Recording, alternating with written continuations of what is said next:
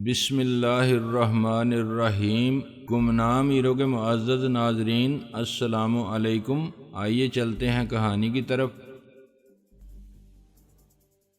وہ سر کھجاتا ہوا غائب ہو گیا تو ڈی ایس پی نے کہا، وہاں دو بیوقوف قسم کے انسپیکٹر بھی بیٹھے ہیں اور وہ لڑکی ہے، آفت کی پرکالہ، پتہ نہیں ان سے کیا اگلوا لے۔ میں نے کہا، تمہاری بات سے بات نکلتی ہے، پہلی یہ کہ وہ اتنے ہی بیوقوف ہیں جتنا تم انہیں سمجھتے ہو، تو پھر وہ پولیس میں انسپیکٹر کیسے بن گئے؟ رکشی نے میری بات کاٹ دی۔ اپنے غلام محمد صاحب ڈی ایس پی بن گئے، کسی دن ایس پی ہو جائیں گے۔ یہ محکمے کی پالیسی ہوگی کہ صرف بیوقوف ہی افسر بنے۔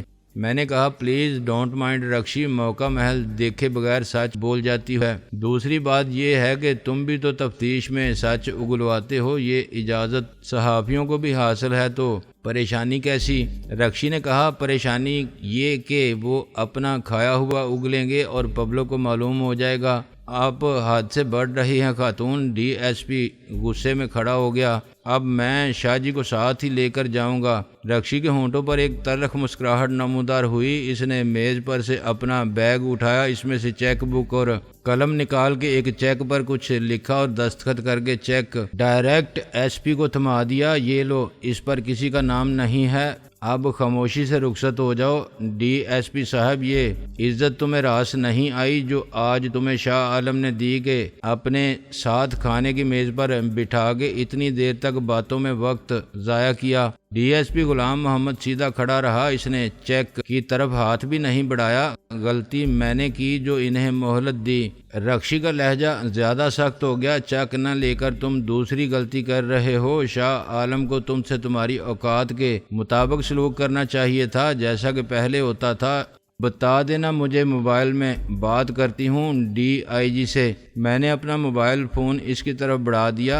رکشی کے رویے نے مجھے کچھ حیران کیا تھا، مگر شاید میرا رویہ بھی اس کے لیے حیران کن رہا تھا۔ شاہ عالم پولیس سے ایسے بات نہیں کرتا تھا جیسے میں کر رہا تھا۔ رکشی نے دیکھا ہوگا کہ پولیس کے اہلکار شاہ عالم جیسا مغرور، چالاک اور مکار سیاستداں کے سامنے کیسے زرخرید غلاموں کی طرح دست بستہ کھڑے رہتے تھے۔ رکشی نے فرض شناسی اور ایمانداری کی قوت خرید رکھنے والے کاغذ کے اس پرزے کو میز پر ڈال دیا اور بڑی رونت امیز تمکنت کے ساتھ کوئی نمبر ملانے لگی۔ اس کے انداز کی بے رخی میں اعتماد تھا۔ ڈی ایس پی کی ساری اکڑ پھونک غبارے کی ہوا کی طرح نکل گئی۔ اس نے مجھ سے نظر ملائے بغیر چیک اٹھایا اور تیزی سے پلٹ گیا، صرف اسے سنانے کے لیے۔ رکشی زور سے ہنسی اور فون بند کر دیا۔ میں نے کہا، تم نے تو کمال کر دیا، اچھا بلف کیا اسے۔ بلف کیسا؟ میں ڈی آئی جی کا نمبر ملا چکی تھی، کسی نے ہیلو کہا بھی تھا، اگر وہ رکتا تو مشکل میں پڑ جاتا۔ میں نے حیرانی سے کہا، کیا کہتی تم ڈی آئی جی سے اگر وہ لائن پر آ جاتا؟ وہی جو تم کو کہنا چاہیے تھا، ایک ڈی ایس پی آیا ہے مجھے گرفتار کرنے۔ کیا دماغ خراب ہے اس کا؟ ہائی کورٹ کا فیصلہ نہیں مانتا؟ میں نے کہا، ڈی آئی جی کا نمبر تمہیں زبانی یاد تھا، اور کیا وہ تمہاری بات مانتا؟ اس نے افسوس سے سر ہلایا۔ آخر تم کیا سمجھتے ہو مجھے؟ میں شاہ عالم کی سیاست کا مہرہ نہیں تھی، مگر اس کی بیوی بہرحال تھی، جس حد تک بھی تھی میری ایک آفیشیل حیثیت تھی۔ آج نواز شریف وزیر اعظم نہیں ہے تو کیا کل پھر ہو سکتا ہے اس کی بیوی فون کر دے کسی ڈی آئی جی کو، تو اس کی مجال ہے کہ انکار کرے، اور پھر ایسے معاملے میں جو 100% قانونی ہو۔ میں نے کہا، بالکل ٹھیک کہا تم نے۔ اس ڈی ایس پی کی ہمت کیسے ہوئی تم سے اس لہجے میں بات کرنے کی؟ صرف تمہارے شریفانہ رویے کی وجہ سے۔ شاہ عالم اسے 2 منٹ میں رخصت کر دیتا۔ زیادہ بے عزتی کے ساتھ وہ کہتا تھا کہ کتے کو کیا چاہیے، ہڈی گرانے لگے تو ہڈی ڈالو اور لات مار کے بگا دو۔ میں نے کہا، غالباً مجھے ایک سیاسی لیڈر کے کردار پر تربیت کی ضرورت ہے۔ نظریاتی یا عملی مسائل میں بڑا فرق ہوتا ہے۔ کس سے لوگے ٹریننگ؟ سیاست سکھانے والا کوئی ادارہ ہے تمہاری نظر میں جو کسی کو سند دے کے سیاستداں بنا دے؟ میں نے کہا، تجربہ سب سے بڑی درسگاہ ہوتی ہے۔ تجربہ حاصل کرتے کرتے تم اپنی حماقتوں سے اس ساکھ کا بیڑا غرق کر لو گے جو تمہیں ورثے میں ملی ہے، بنی بنائی، اس دیہاتی کی طرح جو ٹرین کے بارے میں پوچھتا رہے کہ یہ کیا ہوتی ہے۔ کیسے چلتی ہے، کہاں جاتی ہے، اس کا ٹائم، کرایہ اور ٹکٹ لینے کے طریقہ کار کو سمجھتا رہے اور ٹرین نکل جائے۔ تم بھی شاہ عالم کی سیاست کو سمجھنے کی کوشش میں صرف یہ ثابت کر سکتے ہو کہ تم شاہ عالم نہیں ہو۔ شاید تم نے ٹھیک کہا، شاید اب بھی تم کہتے ہو شاید۔ رکشی کے لہجے میں تن سے زیادہ تمسخر کی کاٹ تھی۔ ایک درزی اگر موچی کے اوزار لے کر بیٹھ جائے اور جوتا بنانے کی کوشش کرے تو کیا ثابت ہوگا؟ کیا دیکھنے والے مان لیں گے کہ وہ موچی ہے؟ تم نے کبھی سیاست نہیں کی، جو کچھ تم نے آج تک کیا اس کا نام سیاست نہیں تھا۔ میں نے تسلیم کیا، ہاں وہ بقا کی جنگ تھی، اس میں ایک کے لیے بقا تھی اور دوسرے کے لیے فنا۔ یہ قسمت کی بات ہے کہ شاہ عالم مارا گیا اور تم شاہ عالم بن کے زندہ ہو، مگر جو کچھ وہ کرتا تھا تم کیسے کرو گے؟ تمہیں کیا معلوم کہ وہ کیا کرتا تھا اور کیا نہیں کرتا تھا؟ اس کی پبلک لائف شاید صرف 25% تھی یا 50%، باقی 50% کے بارے میں کوئی نہیں جانتا۔ وہ 5% بزنس مین تھا، 10% اسمگلر تھا، 5% انڈر گراؤنڈ ورلڈ کے لوگوں میں شامل تھا۔ وہ بیک وقت کئی کاروبار کرتا تھا، کچھ جائز کچھ ناجائز۔ وہ بے شمار ایسے لوگوں سے ملتا تھا جن کے بارے میں تم کچھ نہیں جانتے۔ وہ شرابی تھا اور عیاش تھا۔ ہانگ کانگ اور سنگاپور سے لندن تک اس کی زندگی کے روز و شب کہاں اور کس کے ساتھ بسر ہوتے تھے یہ مجھے نہیں معلوم۔ جو اس کی شریک حیات کہلاتی تھی، نصف بہتر مائی فٹ، پھر بھی مجھے دوسروں سے زیادہ معلوم ہے۔ ایک بیوی اپنے شاہ عالم جیسے شوہر کی پرائیویٹ اور کاروباری زندگی کے بارے میں کچھ نہیں جان سکتی، لیکن وہ جاننا چاہے، اس کے لیے کوشش کرے، عقل اور وسائل رکھتی ہو تو جان سکتی ہے۔ تم اس کی جاسوسی کراتی تھی؟ ہاں، مجھے اس کے بارے میں رپورٹ ملتی رہتی تھی، اس سے فائدہ کچھ نہیں ہو سکتا تھا۔ میں شاہ عالم سے کہتی کہ مجھے سب معلوم ہے، کیونکہ میں نے معلوم کرا لیا ہے، تو اس نے ایک گہری سانس لی۔ وہ قتل کرا دیتا تمہیں؟ یہ اس کے لیے ضروری ہو جاتا؟ میں تمہیں بتا چکی ہوں کہ عام شریفانہ طریقے سے میری اس سے علیحدگی ناممکن تھی۔ وہ مجھے طلاق نہیں دے سکتا تھا۔ اس نے مجھے بتا دیا تھا کہ ایک کامیاب اور نیک نام سیاست داں کی ازدواجی زندگی بھی کامیاب ہی نظر آنی چاہیے۔ ناکامی کا مطلب ہوتا ہے بدنامی، اسکینڈل اور مستقبل کا رسک۔ کیا پتہ کل کون مجھے اسی کے خلاف استعمال کرے۔ میں خود سیاست میں نہ آؤں، مجھے گھسیٹ لیا جائے جیسے راجیو گاندھی کی بیوہ سونیا کو گھسیٹنے کی کوشش کی جا رہی ہے۔ میں اس کی ہر کمزوری سے واقف تھی۔ وہ مجھے کیسے اجازت دے سکتا تھا کہ انہی کمزوریوں سے فائدہ اٹھا کے میں اس کے سیاسی مستقبل کے لیے خطرہ بن جاؤں؟ چنانچہ اس نے مجھے واضح اور دو ٹوک الفاظ میں بتا دیا تھا کہ میرے ساتھ حادثہ ہو سکتا ہے، میرا ہارٹ فیل ہو سکتا ہے، مگر طلاق یا علیحدگی نہیں ہو سکتی۔ میں نے اس کے ساتھ ایک خطرناک کھیل کھیلا تھا۔ یہ ناممکن نہیں تھا کہ میرا کوئی جاسوس پکڑا جاتا، کوئی مجھے دغا دیتا یا بدقسمتی سے اس کو پتہ چل جاتا کہ میرے آدمی اس کی ہر جگہ تعاقب کرتے ہیں۔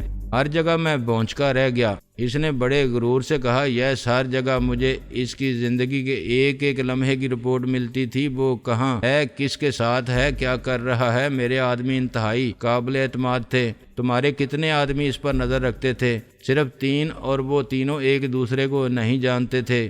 تم بہت خطرناک عورت ہو، تمہارے بارے میں میرے سارے اندازے بالکل غلط ہو گئے۔ میں نے کہا، ایسا ہی ہوتا ہے شاہ جی، دنیا میں ہیں کواکب، کچھ نظر آتے ہیں کچھ۔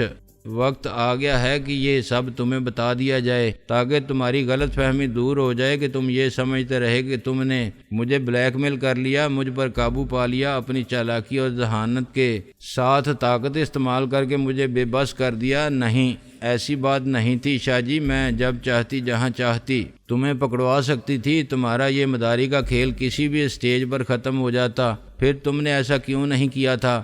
اس لیے کہ میں شاہ عالم سے نجات چاہتی تھی، مجھے اس کی کوئی اور صورت نظر نہیں آتی تھی۔ پھر اچانک تم سامنے آ گئے اور میں نے بہت سوچا، پھر یہ طے کیا کہ تمہیں موقع دوں۔ تم میری جان شاہ عالم سے چھڑا سکتے تھے۔ میں نے ظاہر بھی کیا کہ میں مجبور ہوں اور اس لیے تمہاری مدد کر رہی ہوں۔ یہ سب میں ایسے نہیں چاہتی تھی جیسے ہوا۔ تم کیا کرتی؟ کیا تھا تمہارا پلان؟ میں اسے قتل نہ ہونے دیتی۔ کیا تمہیں اس کے بارے میں علم تھا جب وہ کراچی ایئرپورٹ پر اترا تھا؟ میں نے کہا، ہاں مجھے اطلاع مل چکی تھی، میرے آدمی اس کے ساتھ تھے اسی جہاز میں، لیکن وہاں جو بازی میرے ہاتھ میں تھی وہ تمہارے ہاتھ میں چلی گئی، تم نے سوئچ اوور کیا اور شاہ عالم بن کر نمودار ہو گئے، اسے تم نے ایئرپورٹ پر ہی غائب کر دیا اور یہ اطلاع مجھے نہیں ملی۔ میرا جو آدمی اسی فلائٹ سے آیا تھا وہ مجھے ایئرپورٹ پر موجود پا کر رخصت ہو گیا تھا، یہ سمجھتے ہوئے کہ فی الحال اس کا کام ختم ہوا۔ میں نے کہا شاہ عالم کو مارنے کا پروگرام میرا بھی نہیں تھا، مجھے معلوم ہے وہ ایک حادثہ تھا۔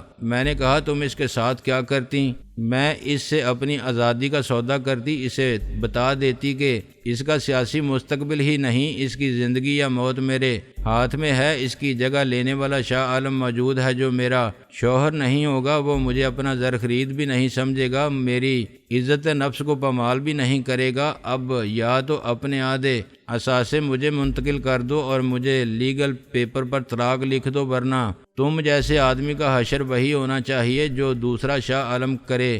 میں اس کو بتا سکتی تھی کہ میرا کچھ نہیں، میں آزاد ہو کے کہیں بھی چلی جاؤں گی، تم مر گئے تو 4 ماہ 10 دن بعد دوسری شادی کر لوں گی، یہی ممکن ہے کہ دوسرا شاہ عالم مجھے اپنا پارٹنر بنا لے، بزنس یا لائف۔ اس وقت تک مجھے کچھ پتہ نہیں تھا کہ تم میرے ساتھ کیا کرو گے، تاہم مجھے امید تھی کہ میرے تعاون کے بدلے میں تم میری کسی خواہش کو رد نہیں کرو گے۔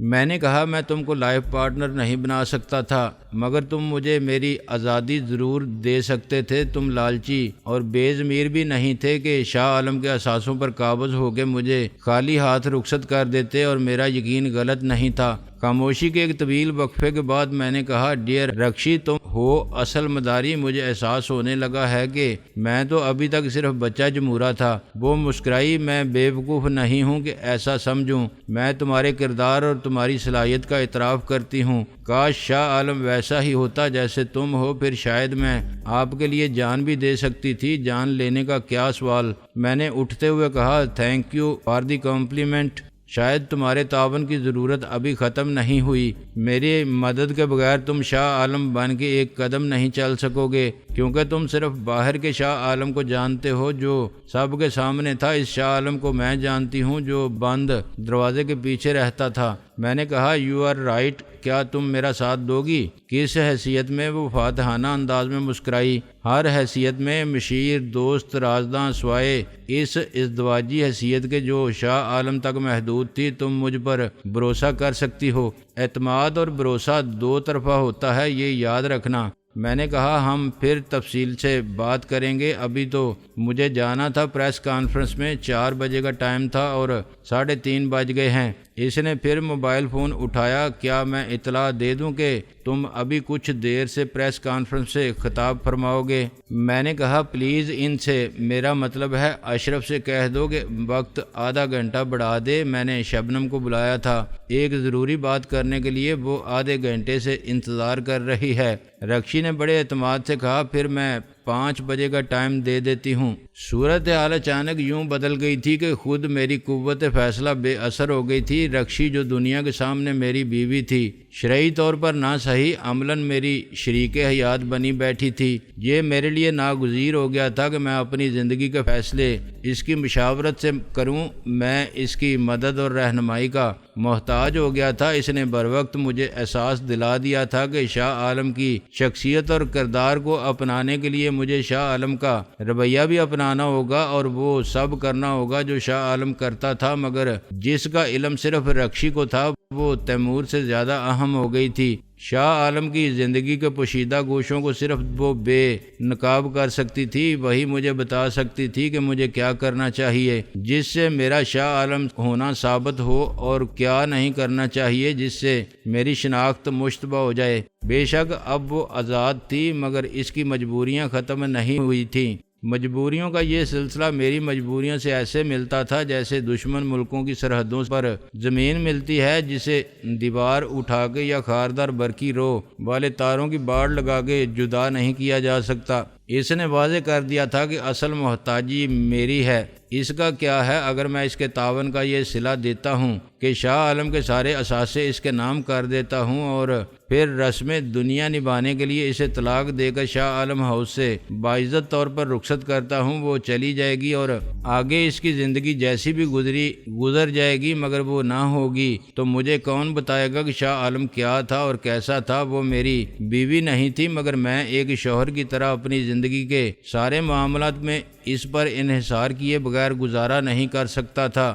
جس عورت نے اپنے شوہر شاہ عالم سے ہار نہیں مانی تھی اور اپنی ذلت کا بدلہ لینے کی منصوبہ بندی بڑی ذہانت، جرت اور عیاری کے ساتھ کی تھی، وہ میرے لیے خطرناک ثابت نہیں ہو سکتی تھی، کیونکہ میرے اس کے درمیان نہ دشمنی کا رشتہ تھا اور نہ دوستی کا۔ میں نے اسے اپنے مقصد کے لیے استعمال کیا تھا اور اس نے مجھے یہ ضرورت کا رشتہ ختم ہو گیا تھا، مگر پھر بھی اس کا تسلسل اتنا ہی لازمی اور ناگزیر تھا جیسے آئین کی عدم موجودگی میں مارشل لاء کا یا مارشل لاء نہ ہونے کی صورت میں آئین کا۔ کوئی حکومت آئینی خلا میں قائم نہیں رہ سکتی، جیسے ملک کی سب سے بڑی عدالت نے جنرل یحییٰ خان کے مارشل لاء کی حکومت کو غائبانہ قرار دیا تھا۔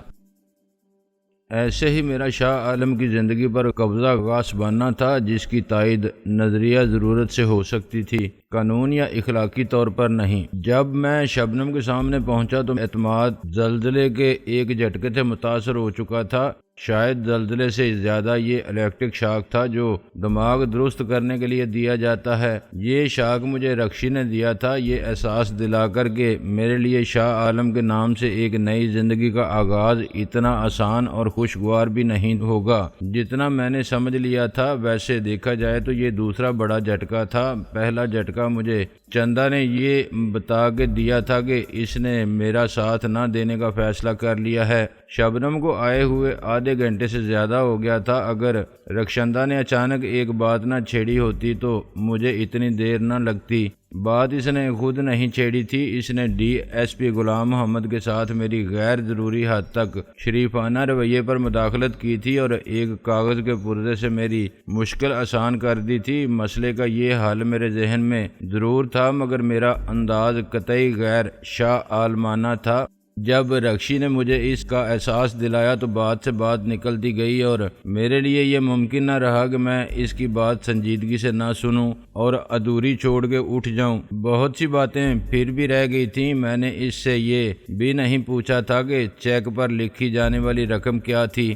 رقم 10,000 ہو یا 20,000 مجھے فرق نہیں پڑتا تھا۔ مجھے رکشی نے 2 منٹ میں یہ جتا دیا تھا کہ شاہ عالم جیسے سیاستداں کو پولیس کے ساتھ کیسے ڈیل کرنا چاہیے۔ اب مجھے یہ طے کرنا تھا کہ آئندہ رکشی کا میری زندگی میں کیا کردار ہوگا۔